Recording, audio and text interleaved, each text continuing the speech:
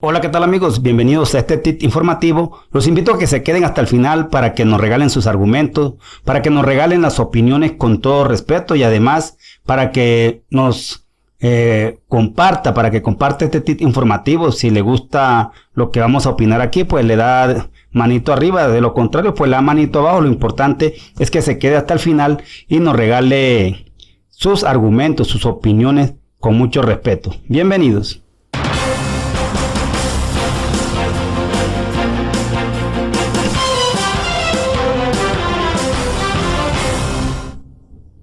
Primera vuelta presidencial en Ecuador que deja como ganador a Andrés Arauz.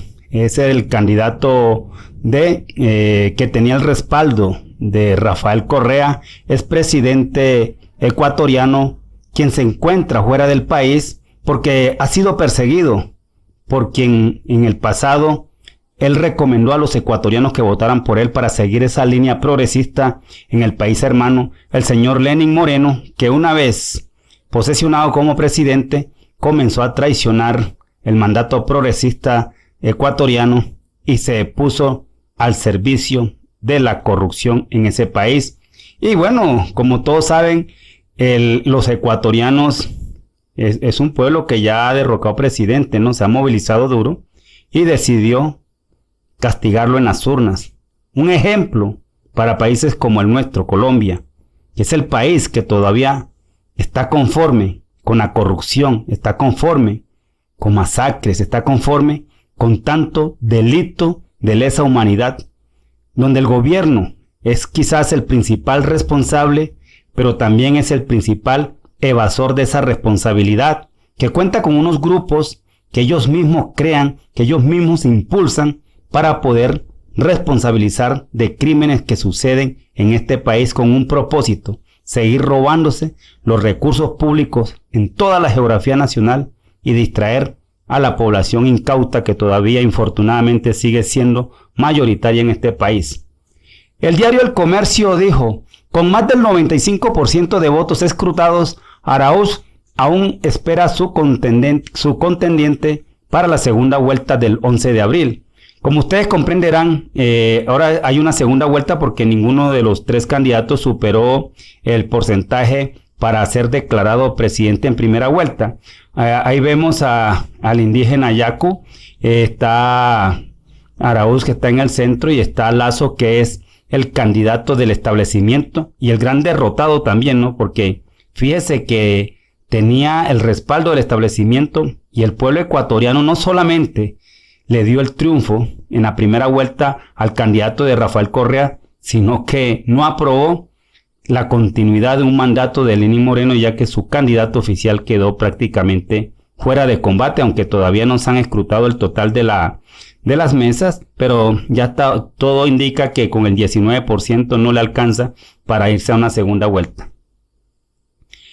Arauz es el candidato de Rafael Correa, el candidato del progresismo, el candidato de la izquierda en Ecuador, y él ganó en primera vuelta, como registran ya todos los cables internacionales, y se espera que Ecuador nuevamente regrese al desarrollo, a la productividad social y popular como la traía, el desarrollo que traía Rafael Correa, que le cambió paulatinamente la cara al país hermano. Pero como siempre salen personas del establecimiento, personas de esos que se hacen llamar ultraderecha, grandes empresarios que financian la corrupción y tuercen a los mandatos y los ponen en contra del pueblo, como en este caso Lenín Moreno, que traicionó, repito, pero el pueblo le dio la bofetada como tenía que darse, como debe ser en cualquier país.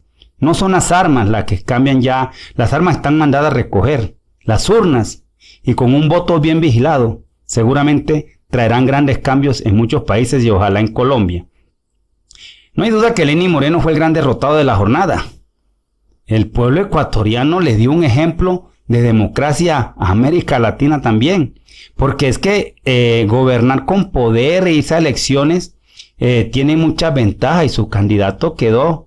Aunque Yacu también, que es el líder indígena, tampoco es que sea el más progresista para mucha gente, y él está con el 20% y todo indica que es el contendor de Rafael Correa en segunda vuelta. Yo no voy a ponerme a calificar a este indígena, ni bien ni mal, solamente les puedo decir que es el segundo en la votación todo indica que va a enfrentar en el mes de abril al candidato de Rafael Correa, este señor Andrés Arauz, una persona joven que entra a dirigir las riendas del país hermano.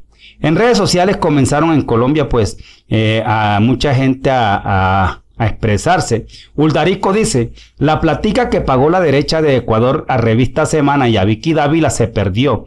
El pueblo no creyó en la supuesta financiación del ELN Arauz. Hoy ganó el progresismo en Ecuador y el 2022 lo hará Colombia con Petro. Es que mire el daño que está haciendo el uribismo, no solamente ya en Colombia, sino que se ha extendido más allá de la frontera. Ustedes recordarán que metieron las narices en Estados Unidos, hablando de castrochavismo, creyendo que pueden asustar a otros países como asustan a la gente en Colombia, que todavía están muy sometidos al periodismo manipulador de RCN, Caracol, El Tiempo, Semana y todos esos medios de comunicación que ocupan nuestro espectro. Que aquí se comen esos cuentos que castrochavistas, que Maduro, que el socialismo, que el comunismo, como si viviéramos en un país, en la Suiza no sé de dónde, porque es que este es el país más corrupto del mundo y pareciera que los colombianos fuésemos felices con estos gobiernos que tenemos, que realmente han bañado de sangre todo el territorio con un protagonista que todos conocemos, que ha hecho y sigue deshaciendo y hace y deshace nuestro país. Y no necesito nombrarlo para saber quién es, cómo maneja todos los poderes públicos y hasta el cerebro de muchas mentes, de muchas personas débiles, muchas cabezas débiles que se dejan embaucar con el cuento del castrochavismo. Bueno, aquí también hacen lo mismo. Cuando hay elecciones comienzan a sacar titulares que el ELN, que la disidencia de la FARC, que patrocinan. Puras paja para engañar a la gente y le trataron de meter, aprovechando el auge de las redes sociales, que mucha gente lee prensa de otros países, Semana prestándose y que no, que Arauz está financiado por el ELN para asustar en Ecuador. No les comieron carreta, ni a Semana ni a Vicky Dávila. Dijo Gustavo Bolívar: probaron la derecha y regresaron al progresismo. Eso refiriéndose a Ecuador, ¿no? Probaron cómo era la derecha de Lenín Moreno, pero decidieron regresar al movimiento progresista, ese que representa en Colombia Gustavo Petro. En Argentina cambió a Macri por Fernández. Ustedes recordarán que el expresidente argentino Macri fue derrotado por un candidato progresista, Fernández, que traía el abrazo de Cristina Kirchner. En Bolivia cambió los golpistas por Arce. Arce también ganó en Bolivia, devolviéndole el poder al pueblo boliviano. Se lo quitó a la derecha, que había dado golpe de estado con el respaldo de la OEA, con el respaldo de Luis Almagro, al electo presidente de Bolivia, Evo Morales. En Estados Unidos se cambió a Trump por Biden. En México fue derrotado Peña Nieto por Ángel María López Obrador AMLO. Mire cómo a ese vuelco que está dando todo el continente, ¿sí? Y eso es lo que resalta el senador progresista Gustavo Bolívar. Ecuador cambia a Lenin por Arauz. Falta Colombia. Todo un continente no puede estar equivocado. Ese es un gran mensaje. Si lo están haciendo otros países, si lo acaba de hacer Ecuador, ¿por qué Colombia no va a poder? O sea que nosotros somos el país más digno del mundo. O sea, nos conformamos con ser catalogado el país más corrupto, el país con más desplazados internos, que el país donde se han robado los recursos y que no ha pasado nada con el caso de Odebrecht, o sí pasó, unos muertos inocentes que eran testigos claves que hoy podrían tener en la cárcel incluso al mismo presidente del país actual, Iván Duque, que está señalado de haber recibido también soborno. Tendrían en la cárcel a una cantidad de políticos colombianos, incluyendo al exfiscal Néstor Humberto Martínez, pero esos testigos se murieron. Entonces sí pasó algo con lo que decía con el caso de Odebrecht. Es lo único que pasa para mal. María José Gómez, una colombiana residente en Argentina, dice: ganó Arauz en Ecuador de forma aplastante y el mundo celebra. A nivel internacional y nacional sobra el uribismo. Se mire por donde se mire, no hay cabida en el mundo para el uribismo. ¿Por qué dice eso ella? Porque es que el uribismo está metiendo las narices en todo el continente, tratando de mantener, para sentirse rodeado, para rodear sus gobiernos mezquinos y tramposos, metiendo propaganda sucia, quizás gastándose los recursos de los colombianos, financiando campañas sucias, llenando de terror quizás en otros países, para sostener ese pensamiento uribista que tanto daño nos ha hecho al país. y le están demostrando a los pueblos de América que está sobrando el uribismo. ¿Cuándo vamos a reaccionar nosotros los colombianos y decirles ya ustedes están sobrando en este país? Han sido derrotados internacionalmente el uribismo, por supuesto, ¿sí? Eso indica entonces que con Iván Duque se termina un nefasto ciclo de corrupción en Colombia en 2022, porque eso está cantado, que el presidente de Colombia, que ya fue y le robaron las elecciones, es Gustavo Petro. Fue Gustavo Petro y va a ser Gustavo Petro el presidente, el líder progresista de nuestro país. Está cantado. Así los líderes que se quieran voltear el pueblo está con Gustavo Petro. Y ustedes saben que esta gente llega al poder es con trampa. Dieron golpe de estado en Brasil, dieron golpe de estado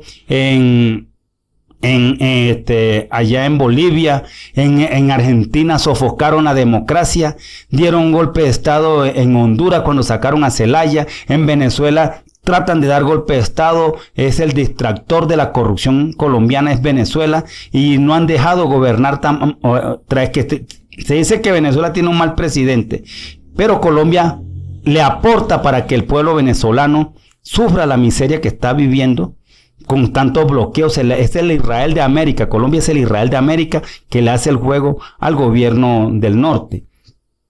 Vamos a escuchar el talante de quien puede ser presidente de Colombia, Gustavo Petro, en una de sus tantas denuncias bien fundamentadas, y es por eso que le temen, es por eso que tiene toda la prensa en contra, porque cuando Gustavo Petro se para en un escenario, cuando Gustavo Petro se para en un atril a denunciar la corrupción, es con fundamento.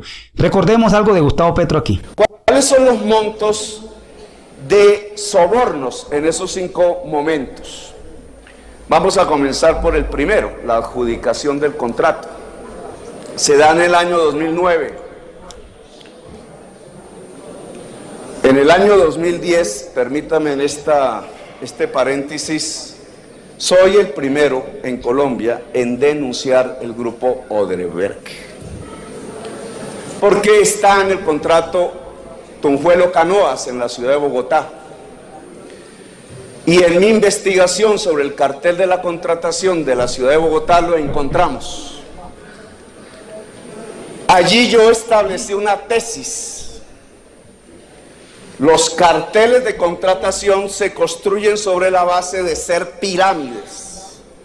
Necesitan permanentemente de contratación pública porque en el primer nivel de la pirámide ya han pagado sobornos y para llenar los huecos necesitan un segundo contrato que también necesita sobornos y entonces necesitan un tercero, cuarto, quinto y se van organizando los conglomerados que se apropian de la contratación pero que operan como pirámides. Lo descubrimos en el caso de Bogotá y allí mostramos cómo el grupo Nule operaba de esa manera pero a escala nacional y cómo el grupo Nule había sido reemplazado en el Estado por Odebrecht.